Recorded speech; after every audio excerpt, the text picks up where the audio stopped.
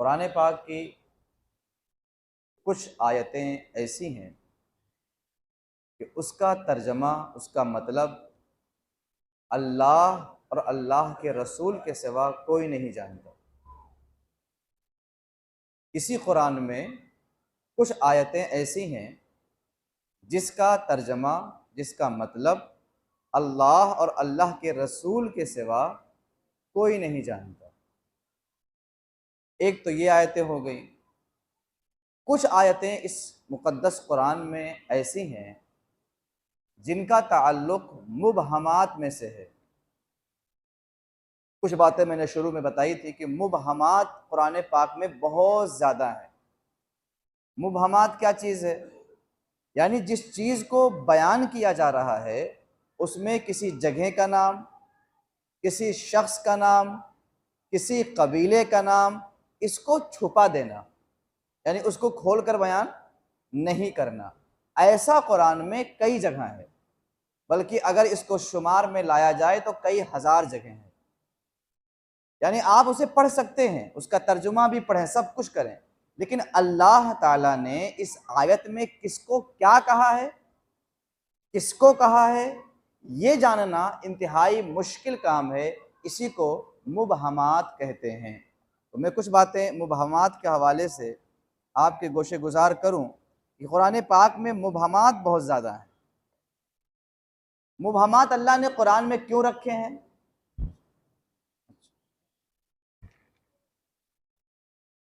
अल्लाह ने कुरान में ऐसी आयतें क्यों रखी? इसमें राज क्या है, हिकमत क्या है? तो उस हिकमत को भी हमारे बुजुर्गों ने, उलमा ने बताया। पहली वजह ये कि जब कोई ऐसी बात आएगी जो मुबहम होगी तो आदमी उसकी तलाश शुरू करेगा, इसका मतलब क्या है। तो इस तलाश में वो मेहनत करेगा, कोशिश करेगा, दौड़ भाग करेगा, तो इससे उसके अंदर इल्म सीखने का जज्बा पैदा होगा। तो अल्लाह ने इस चीज़ को इसलिए पोशीदा रखा। दूसरी वजह यह है कि अल्लाह ताला ने मुबहमात इसलिए रखे कि जब किसी बात को अल्लाह ने किसी जगह बता दिया, अब वही बात जब दूसरी जगह कुरान के अंदर आई तो वहाँ सिर्फ इशारा रहेगा, वो बात पूरी नहीं रहेगी। इस तरह का भी कुरान पाक में बहुत ज़्यादा मकामात पर है कि एक जगह कोई बात बताई गई और फिर उसके बाद 10-12 जगह कुरान में वही बात आई, मगर उसको खुलासा नहीं किया गया, इशारा किया गया। तो उन 4, 5, 10 आयतों के मतलब को समझने के लिए उस एक आयत का समझना बहुत ज़रूरी है। इस तरह से भी कुरान में है, जैसे इहदिनस सिरातल मुस्तकीम और सिरातल लज़ीना अनअमता अलैहिम, इसका मतलब अल्लाह ने यहाँ पोशीदा रखा। इसका मतलब अल्लाह ने यहाँ पर जैसे कहा ना, सिरातल लज़ीना अनअमता अलैहिम, रास्ता उनका जिन पर तूने इनाम किया। तो इनाम किस पर किया, अल्लाह ने इसे यहाँ पर बयान नहीं किया। इस बात को जाकर के 5वें पारे में बयान किया। कहाँ बयान किया कि अल्लाह ने इनाम किन लोगों पे किया, इसका इशारा कहाँ है? सूरह फातिहा में। और इसकी डिटेल कहाँ है? 5वें पारे में। जब इन दोनों को इकट्ठा करेंगे तब समझ में आएगा कि इस आयत में क्या कहा जा रहा है। तो इस तरह से भी कुरान में कई जगह है। उसके बाद कुरान मुक़द्दस में मुबहम की एक वजह यह है कि कोई बात मशहूर है तो मशहूर बात के लिए सिर्फ इशारा किया जाता है, दोबारा उसे बयान करने की ज़रूरत नहीं होती। तो कुरान पाक में कुछ वाक़या, कुछ बातों को जो मशहूर थे उस ज़माने में, अरब के लोग जानते थे, मुशरिकीन जानते थे, यहूद जानते थे, मुसलमान जानते थे, तो अल्लाह ने सिर्फ इशारा किया, बाकी तो खुद ही समझ जाएंगे इशारा किस तरफ है। तो इस तरह से भी कुरान में बहुत सारी बातें हैं। जैसे कुरान करीम में इस हवाले से जो बात है वो सुनिए आप। कुलना या आदमुस्कुन अंत वज़ौजुकल जन्नह, हमने फरमाया ए आदम तुम और तुम्हारी बीवी जन्नत में रहो। अब यहां बीवी का तो नाम है, पर बीवी है कौन? इसका नाम, बीवी का नाम नहीं है, बस इतना कहा कि तुम और तुम्हारी बीवी। अब बीवी कौन है? तो चूंकि ये बात मशहूर थी कि हजरत हव्वा हैं, तो नाम लेने की जरूरत इसीलिए नाम नहीं है। तो मशहूर बात थी इसीलिए नाम बयान करने की जरूरत नहीं पड़ी। इसके अलावा एक आयत करीमा, अलम तरा इलल्लज़ी हाज्ज इब्राहीम फी रब्बिही अन आताहुल्लाहुल मुल्क, ए महबूब क्या आपने नहीं देखा उसे जो इब्राहीम से झगड़ा उसके रब के बारे में, हालांकि अल्लाह ने उसको बादशाही दी थी। अब इब्राहीम से कौन झगड़ा भाई, इसको नहीं बताया गया। इब्राहीम से झगड़ा कौन, उसका नाम, इतना कहा गया। देखिए आप गौर कीजिए, ए महबूब क्या आपने नहीं देखा उसे जो इब्राहीम से झगड़ा उसके रब के बारे में, हालांकि अल्लाह ने उसे बादशाही दी थी। इस आयत में झगड़ालू का नाम नहीं है। क्यों नहीं है? कि अरब वाले जानते थे कि इस आयत के अंदर जिसका जिक्र हो रहा है वो नमरूद है। तो जब नाम इशारा लोग पहले से जानते हों तो नाम लेने की जरूरत। तो कुरान में इस तरह के भी सैकड़ों आयात मौजूद हैं, इसी को मुबहम कहा जाता है। एक और वजह है मुबहम की, तीन वजह मैंने बता दी आपको, चौथी बता रहा हूं। महज परवरदिगार के लुत्फ़ो करम के बाइस है ताकि मज़कूर की पर्दादारी हो जाए। भाई अल्लाह ने कुछ लोगों के नाम इसलिए छुपाए ताकि उनके ऐब छुपे रहें, उनके मामलात छुपे रहें। इसलिए भी परवरदिगार आलम ने इन आयतों में इशारा करके बात आगे बढ़ा दी। तो कुछ आयतें ऐसी भी हैं जिसमें किसी के कुफ्र का बयान है, किसी के निफाक का बयान है, किसी की दुश्मनी का बयान है, मगर उनका नाम नहीं बताया गया ताकि उनका राज राज ही रहे। ऐसा ही हुआ कि कुछ लोगों की खूबियों का जिक्र है मगर अल्लाह ने उनका नाम नहीं लिया ताकि राज राज। जैसे है ना, सानियस नैनी इज़ हुमा फिल गार, अब गार में दो लोग थे, ये तो कहा गया कि दो लोग थे, मगर दूसरे का नाम ठीक है मशहूर है तो आप समझ जाते हैं कि हज़रत सिद्दीक़ अकबर थे, मगर नाम नहीं लिया गया। इसके अलावा फरमाया वस्अलहुम अनिल क़र्यतिल्लती कानत हाज़िरतल बहर, इसमें अल्लाह ने एक बस्ती का जिक्र किया मगर उस बस्ती का अल्लाह ने नाम नहीं बताया। कुछ बस्ती है किस जगह पर, किस एरिया में है, बस इतना बता दिया कि वो समंदर के किनारे है, अब तलाश करो कहाँ है वो। तो अल्लाह ने इसमें क्या पोशीदा रखा, क्योंकि उस बस्ती वालों पे अजाब आया था, वो बस्ती वाले अजाब की वजह से हलाक हुए थे, लिहाजा इसको इसलिए पोशीदा रखा गया ताकि तुम तलाश करो और हालात का जायज़ा ले सको। अल्लाह ने कुरान में मुबहम क्यों रखा, इसकी एक वजह और है। किसी ख़ास शख्स से मुताल्लिक़ मगर अल्लाह अपने फ़ज़ल व करम को आम फरमाना चाहता है, लिहाजा अपने फ़ज़ल व करम से उसने छुपा दिया ताकि वो ख़ास बात सब लोगों के काम आ सके। तो इसलिए भी कुरान पाक में मुबहम आयतें हैं, मुबहम बहुत ज़्यादा हैं कुरान। जैसे है ना, वइज़ क़ाल रब्बुका लिल मलाइकति इन्नी जाइलुन फिल अर्दि खलीफा, अल्लाह ने ज़मीन पर अपना खलीफा बनाना चाहा तो खलीफा का नाम नहीं बताया। खलीफा कौन है? हज़रत आदम अलैहिस्सलाम, मगर नाम नहीं लिया उनका, खलीफा कह करके बात आगे बढ़ा दी। तो कुरान पाक में इस तरह मुबहम इतनी ज़्यादा हैं कि अगर इस मुबहम को समझने के लिए कि अल्लाह ने इस आयत में किसको क्या कहा है, इसके लिए बाकायदा बेपनाह इल्म की ज़रूरत है। मैं आज इसलिए इसको छेड़ा हूँ कि कुरान पाक इल्म का ख़जाना है, ये कैसे मालूम होगा? हम तो तर्जमा पढ़ लेते हैं, हमारे पास तफसीरें हैं उसको पढ़ लेते हैं, मियाँ इसके अलावा भी पढ़ डालिए आप, फिर भी ख़जाना ख़जाना ही रहेगा। तो उसी ख़जाने कुछ इशारे की बातें आपको बता रहा हूँ। तो मुबहम कुरान में बहुत सारी आयतें हैं और अल्लाह ताला ने बहुत सारे लोगों के हालात को मुबहम ही रखा। जैसे एक जगह फरमाया इन्ना कफ़ैनाकल मुस्तहज़ीन, बेशक उन हंसने वालों पर ए महबूब हम तुझे किफ़ायत करते हैं। अब वो हंसने वाले कौन लोग थे नहीं बताया। अब ये बात कहाँ से मालूम होगी? हदीस पाक से मालूम होगी। जो लोग ये समझते हैं कि कुरान ही बस कुरान पढ़ेंगे हमें किसी और की ज़रूरत ही नहीं है, वो बिल्कुल नादान लोग हैं। वो ऐसे लोग हैं कि हम उनको मुँह लगाना भी मुनासिब नहीं समझता, क्योंकि कुरान की इतनी हज़ारों मुबहम आयतें हैं जिनको जानने और समझने के लिए बग़ैर हदीस के कोई रास्ता ही नहीं है। इन्ना कफ़ैनाकल मुस्तहज़ीन, जैसे हज़रत इब्राहीम ने कहा रब्बना इन्नी अस्कन्तु मिन ज़ुर्रियती बिवादि गैरि ज़ी ज़रा, ए हमारे रब हमने अपनी कुछ औलाद एक वादी में बसाई जिसमें खेती नहीं होती। अब अपनी औलाद का जिक्र इब्राहीम ने किया और ऐसी बस्ती का जहाँ पे खेती नहीं होती, इसमें उस जगह का नाम कि वो कौन सी जगह जहाँ खेती नहीं होती, वो कौन सी जगह जहाँ आबादियाँ नहीं थी? तो जवाब ये है कि वो मक्का शरीफ है। हज़रत इब्राहीम ने अपनी बीवी हाजरा और इस्माइल को वहाँ छोड़ के आ गए थे, और इसी बात को कुरान ने बयान किया, मगर उस जगह का नाम नहीं बताया। इसको अल्लाह ने क्या रखा? मुबहम रखा। इसको कहते हैं मुबहमात। क्या कहते हैं? यानी एक से ज़्यादा। कुरान में ये हज़ारों जगह हैं, और ये कुरान की बहुत बड़ी खूबियों में से एक खूबी है कि इस मुबहम की तलाश में लोगों ने सालों साल लगा दिए हैं। अल्लाह ने जिसे चाहा उसे इसका इल्म अता फरमाया। अब एक कुरान में और चीज़ है, मुश्किलात। क्या है? ये तो मुबहमात हो गए, मुश्किलात भी कुरान में बहुत ज़्यादा हैं, और मुश्किलात इतनी ज़्यादा हैं कि अगर आदमी के सामने कुरान पाक के ये चीज़ें न रहें तो पढ़ने के बावजूद भी इंसान न जाने कितनी ठोकरें खा सकता है, और न जाने कितने मामलात में वो बहक सकता है, और न जाने कैसी कैसी अहम अहम चीज़ों का वो इनकार भी कर सकता है। अल्लाह ताला ने कुरान पाक में मुबहमात को अलग अलग अंदाज में बयान किया। जैसे अब आप इसको इस तरह देखिए, पारा नंबर 1 में है अलिफ लाम मीम ज़ालिकल किताबु ला रैब फीह हुदल लिल मुत्तकीन। क्या है? हुदल लिल मुत्तकीन। तो कुरान मुत्तकियों के लिए हिदायत है। किसके लिए है? तो क्या कुरान सिर्फ मुत्तकियों के लिए आया है? आम लोगों के लिए नहीं आया है? आम लोगों को हिदायत नहीं मिलेगी? ये मुश्किलात कुरान में से।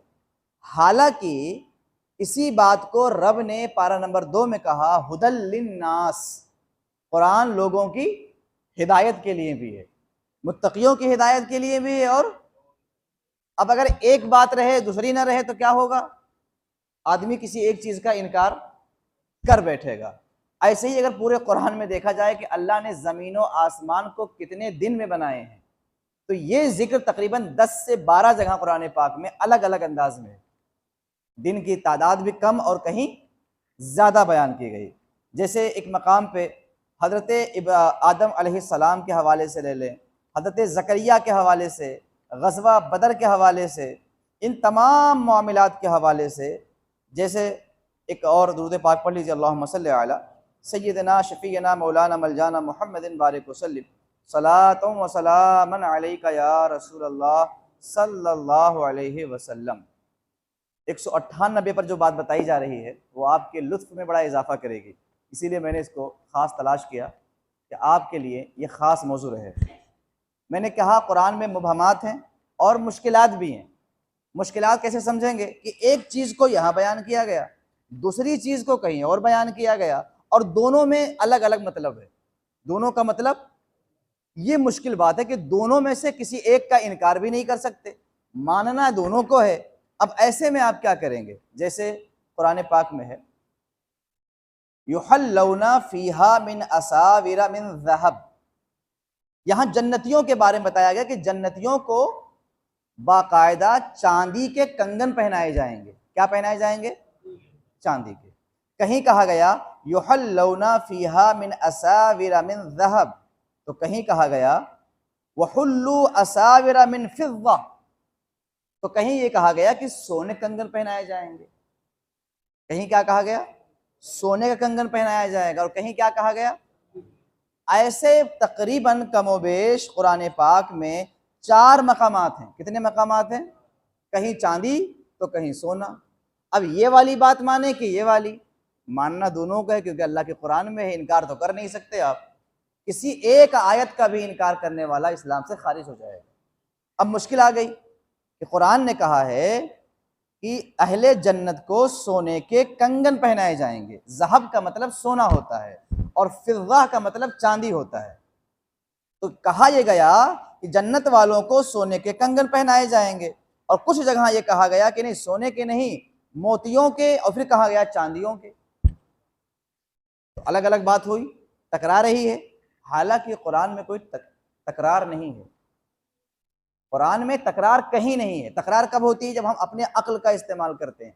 अल्लाह ने इन आयतों का क्या मतलब बताया, रसूलुल्लाह ने क्या मतलब बयान किया, जब ये जानेंगे तो आपको बड़े मज़ा आएगा और तकरार भी ख़त्म हो जाएगी।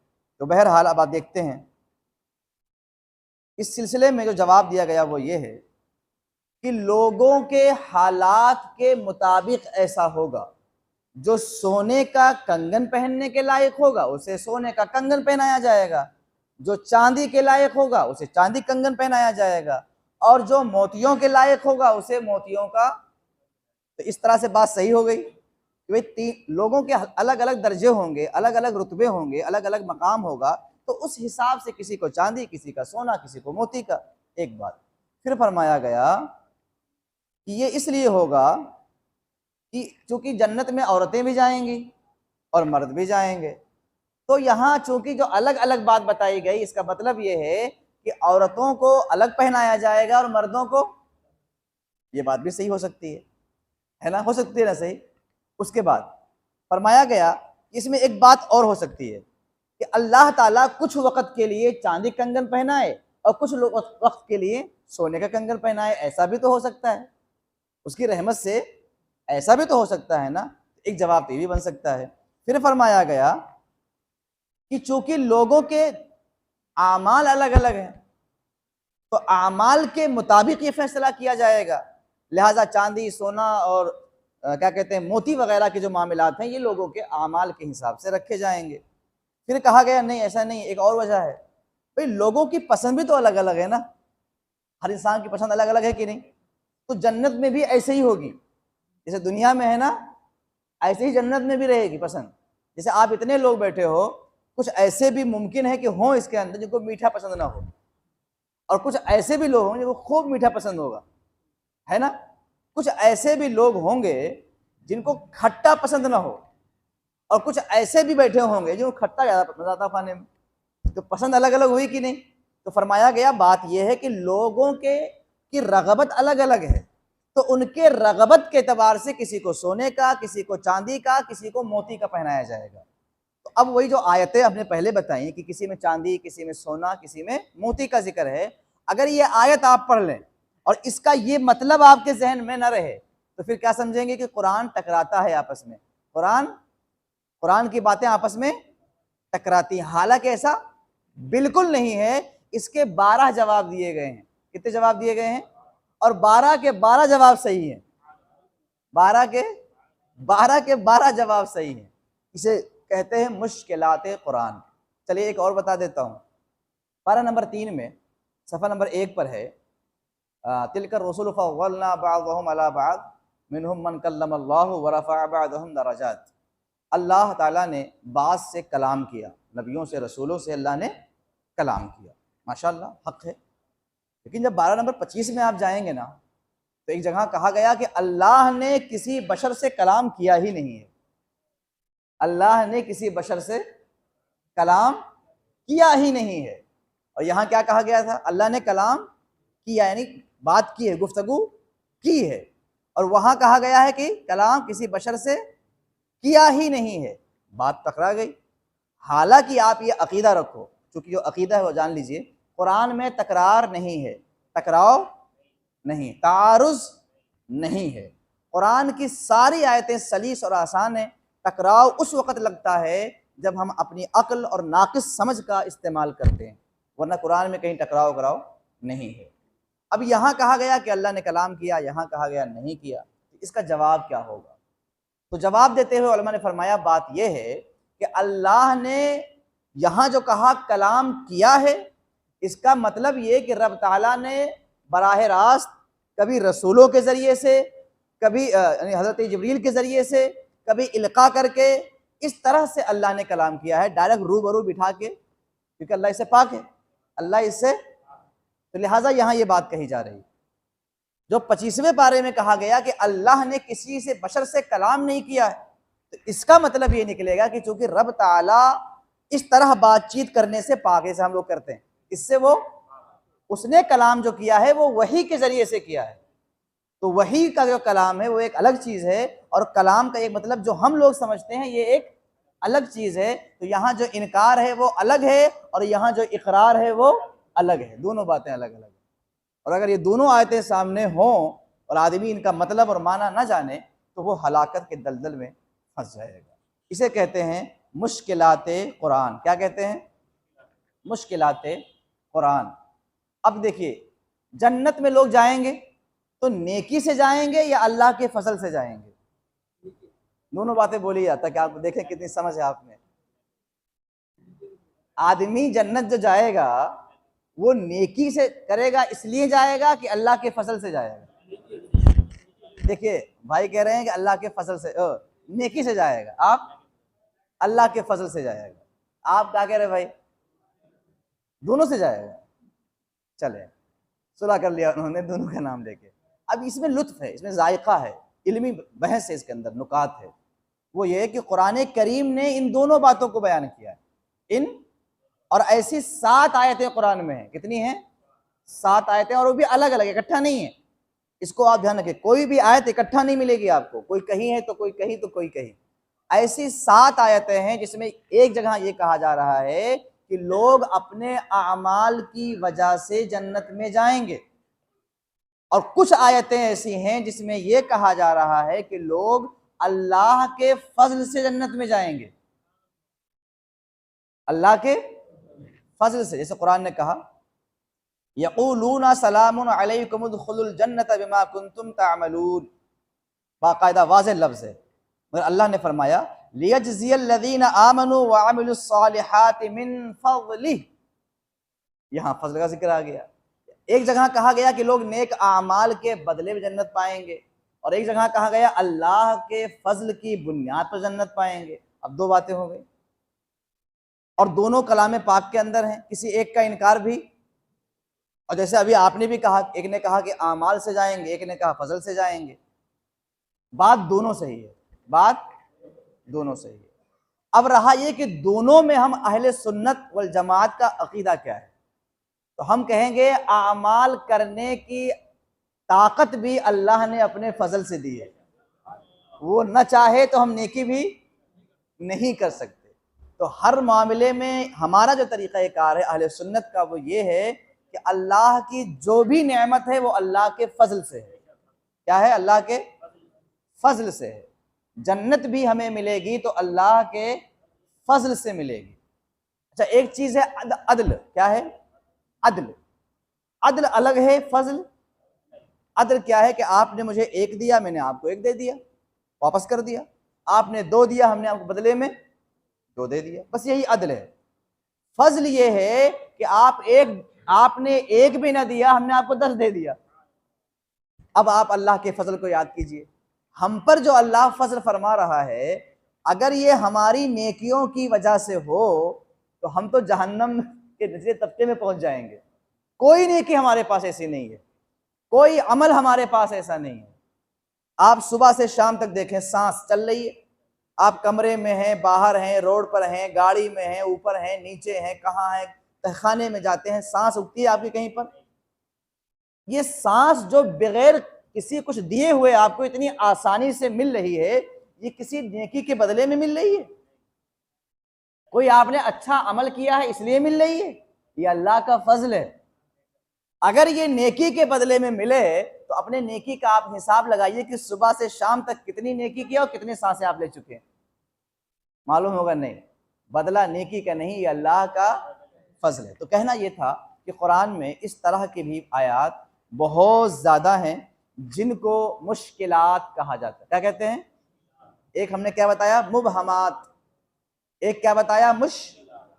मुश्किलात का जवाब कुरान ही में रहता कहीं ना कहीं, पर दोनों इकट्ठा करने के बाद फिर उसका नतीजा हमारे अकाबिरीन ने निकाला, कुरान और सुन्नत की रोशनी में वो आपके सामने पेश किया। एक और है कुरान में, उसका नाम है मुतशाबिहात। क्या है? मुतशाब है कुरान ही में सब। उसका नाम क्या है? मुतशाब। यानी वो एक ऐसी आयत होती है कि पढ़ भी लेंगे, तर्जमा भी कर लेंगे, सब कुछ हो जाएगा, लेकिन तर्जमे के अंदर जो बात होगी अल्लाह की मुराद नहीं होगी, अल्लाह की मुराद होगी ही नहीं। अल्लाह उससे पाक है, अल्लाह उससे। जैसे अरबी जुबान में आप देखें, यद का माना हाथ है, वजह का माना चेहरा है। कुरान में है यदुल्लाह, तो मतलब होगा अल्लाह का हाथ। क्या होगा? वजहुल्लाह, मतलब होगा अल्लाह का चेहरा। और अल्लाह इससे, क्योंकि अगर हाथ का मतलब ये वाला हाथ आप ले लीजिए तो जिसका हाथ होगा उसका कंधा भी तो होगा ना, वरना हाथ लगेगा कहाँ? और जिसका कंधा होगा उसका सीना भी तो होगा ना, फिर जब सीना और कंधा है तो गर्दन भी तो होगी ना। तो आप खुदा मान रहे किसी बुत को मान रहे हैं? तो जो मतलब आपके जहन में आ रहा है, जो माना आ रहा है, वो अल्लाह की मुराद नहीं। इसे कहते हैं मुतशाबिहात। क्या कहते हैं? ऐसा भी कुरान में बहुत जगह है, मुहकमात भी। अच्छा, उसके बाद फिर एक आयत और भी है कुरान में, उसको कहते हैं मुहकमात। क्या कहते हैं? ये भी कुरान में। मुहकमात का काम क्या है कि बिल्कुल साफ साफ आयत है, जो उसका तर्जुमा है वही अल्लाह की मुराद है। ऐसी आयत कुरान में तकरीबन 500, कितनी है, जिनसे अहकाम निकाले जाते हैं। अब आप सोचिए कि इसी कुरान में सब कुछ है, मुतशाबिहात, मुबहमात, मुहकमात, मुश्किलात इसी में है। अब इन्हें सिर्फ 4 बताए हैं साहब, यही 4 नहीं और भी हैं। इसमें मुबशरात भी है। क्या है? मुबशर यानी खबरें हैं कि आप ये करोगे तो आपको ये मिलेगा, आप ये करोगे तो आपको ये मिलेगा, उन्होंने ऐसा किया तो अल्लाह ने उनको ये नेमत दी। ये मुबशरात हैं। क्या है? खुशखबरी। क्या है? खुशखबरी। तो कुरान में ऐसी सैकड़ों आयतें हैं जिनका ताल्लुक मुबशरात से है। हो गया? तो कैसे मुबशरात ही, कुछ और नहीं है, और भी है। तो ये आपको सिर्फ आज मैंने तमहीद बताई कि कुरान पाक जब आपके हाथ में आए और आप पढ़ना शुरू करें तो आप ये ना समझे किसी इंसान की लिखी किताब नहीं, तो अल्लाह का भेजा हुआ कलाम है। ये कलाम अगरचे छोटा है, मुख्तसर है, चंद पेज का एक मजमुआ है, चंद सूरतों का मजमुआ है, लेकिन अल्लाह ने इसके अंदर सारे खजाने जमा कर दिए हैं। बस तलाश करने की सलाहियत हो तो इंशाअल्लाह फिर मज़ा ही मज़ा है कुरान पढ़ने का।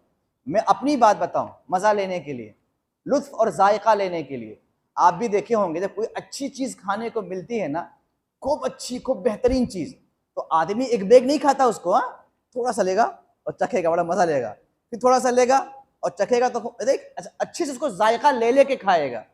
क्यों? क्योंकि ये बहुत मज़ा आया, बड़ा जायकेदार चीज़ है, जल्दी ख़त्म ना हो जाए। यही हाल है ना कुरान पाक की आयात का भी, यही मामला है कि जिस दिन आपके अंदर वो जायका, वो लज्जत मिलना शुरू हो गई तो आप एक ही आयत को 50 बार पढ़ेंगे, आगे पढ़ेंगे ही नहीं, बस उसी को पढ़ते रहेंगे, उसी में मगन रहेंगे आप, क्योंकि वो हर बार आपको नया नया जायका मिलेगा, नया नया मज़ा मिलेगा, नई नई लज्जत मिलेगी। तो इस तरह से आप करेंगे। अकाबरीन से साबित है कि हमारे बुजुर्ग ऐसा ही करते थे।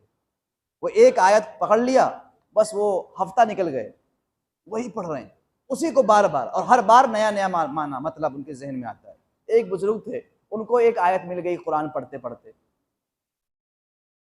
लक़द अरसलना फी लक़द अरसलना फीकुम ज़िक्रन, वो पारा नंबर 17 की जो आखिरी आयत है ना, क्योंकि मैं भी कच्चा पक्का हाफिज भूल जाता हूँ। पारा नंबर 17 में जो पहला पेज है, पहला सफ़ा, जो उसके नीचे की आयत है वही आयत है। तो उसमें यह फरमाया गया कि हमने ये कुरान जो नाजिल किया है इसमें तुम्हारा जिक्र है। क्या है इसमें तुम्हारा?